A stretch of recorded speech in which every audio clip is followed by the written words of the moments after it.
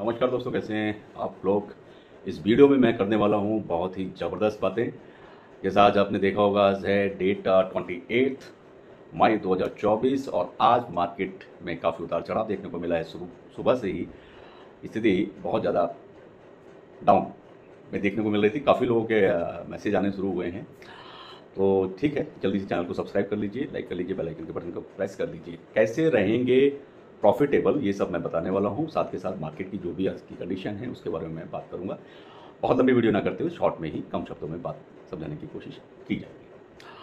Nifty जैसा आप देख रहे होंगे तो निफ्टी के लिए आने वाले टाइम में कुछ दिन और उतार चढ़ाव वाले हो सकते हैं। जिस तरह से मार्केट बढ़ा है, लास्ट वीक आपने देखा होगा मार्केट में बुलिश बहुत तेजी से मार्केट बढ़ा है। उसे देखते हुए निफ्टी में करीब अभी ऐसा मान सकते हैं कि 300 से 400 पॉइंट्स का करेक्शन आ सकता है। मेरी इन बातों को आप टेक इट ईजी या लाइटली नहीं लीजिएगा। शेयर मार्केट में जो आप देख रहे होंगे कि लोकसभा के चुनाव का परिणाम का भी एक रुझान चल रहा है कि भाई रिजल्ट आना है 4 जून को, मार्केट बुलिश रहने वाला है, पॉजिटिव रहेगा, बहुत तेजी भी आ सकती है। ऐसी बुल रैली आने की संभावना हर आदमी व्यक्त कर रहा है। लेकिन मार्केट में इस वॉलेटिलिटी में भी लेवल 2 लेवल प्ले हो रहा है, ये आपको समझना चाहिए। मार्केट की अपमूव को पकड़ना इतना आसान नहीं है।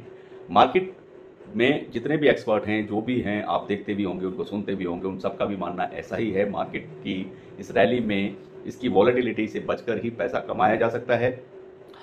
निफ्टी के लिए जैसा मैं बता रहा हूं आपको कि उतार चढ़ाव हो सकती है, करेक्शन आ सकती है और इसी वीक आ सकती है। करीब 300 से 400 पॉइंट का करेक्शन आ सकता है। अगले 2 सप्ताह में ऐसा आपको महसूस होगा कि बहुत ज़्यादा उतार और चढ़ाव आ रहे हैं। क्या करें, तो कैसे 2 सप्ताह का रंग रूप को आप देखेंगे, बड़ी तेज़ी से इसमें बदलाव आएगा।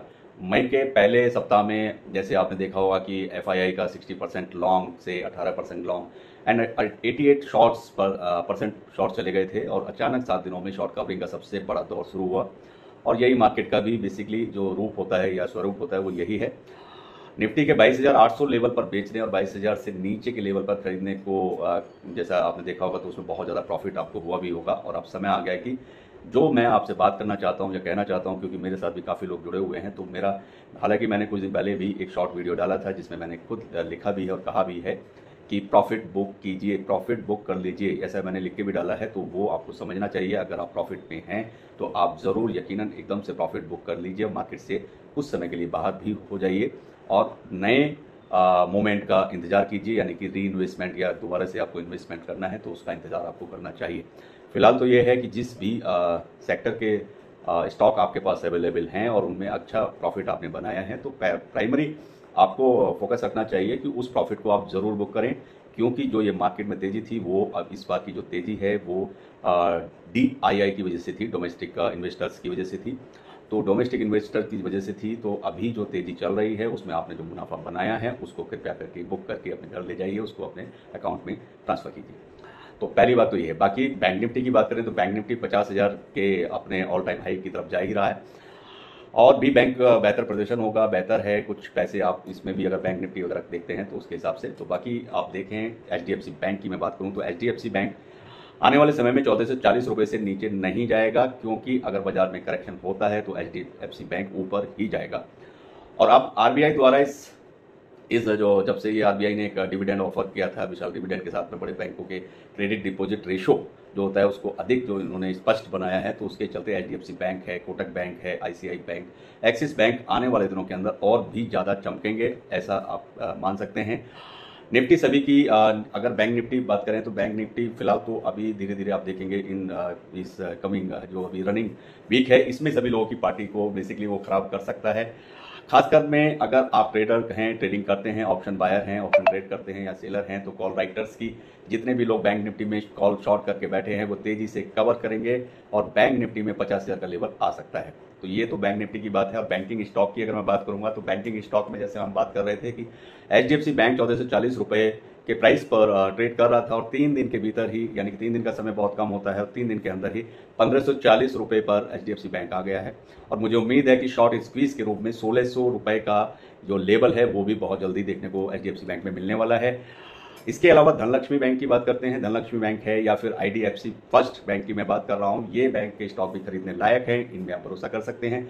लार्ज कैप बैंकिंग स्टॉक पर अगर आप फोकस करना चाहते हैं तो उसमें आप HDFC, ICICI, एक्सिस बैंक, यहाँ तक कि इंडसइंड बैंक की तरफ भी ध्यान दे सकते हैं, यानी कि उसको भी आप अपने पोर्टफोलियो में प्लान कर सकते हैं। लेकिन दो बड़े लार्ज कैप स्टॉक हैं जो कि जिसका नाम है SBI लाइफ एंड ग्रासिम।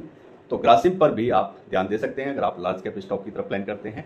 तो ये तो पूरा मार्केट में जो उतार चढ़ाव है उसकी कंडीशन है, और अभी जो मैं बात करूंगा वो बताऊंगा कि आज की कंडीशन में कैसे रहा है। आज 28 मई है, तो मई में शेयर बाजार में गिरावट का सिलसिला रहा और सेंसेक्स और निफ्टी दोनों लाल निशान पर बंद हुए हैं।